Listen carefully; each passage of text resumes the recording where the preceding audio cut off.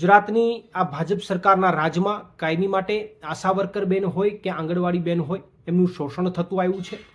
આશા worker બહેનો અને આંગણવાડી બહેનો પોતાના મુદ્દાઓને લઈને વારંવાર સરકાર સમક્ષ આંદોલનો કરે છે, સરકાર સમક્ષ રજૂઆતો કરે છે, પરંતુ આ બેરી મૂંગી સરકાર ક્યારેય પણ એમની વાત સાંભળવા માટે તૈયાર થતી નથી।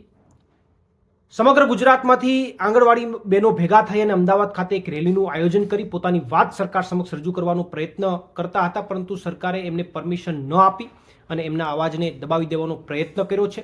છતાં પણ આંગણવાડી બહેનોએ ભેગા થઈ હિંમત દાખવી અને પોતાનો અવાજ બુલંદ કર્યો છે અને સાથે સાથે 14મી તારીખ સુધીનું અલ્ટિમેટમ આપ્યું છે કે ત્યાં સુધી એમની પડતર માગણીઓને લઈને નિરાકરણ ન આવે તો ઉગ્ર આંદોલન આંગણવાડી બહેનો સમગ્ર ગુજરાતના કરવાના છે।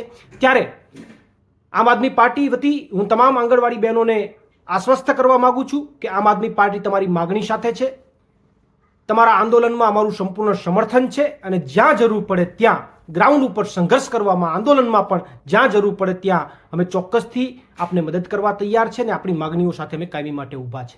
પ્રવીણ રામ, ફ્રન્ટલ અધ્યક્ષ, આમ આદમી પાર્ટી।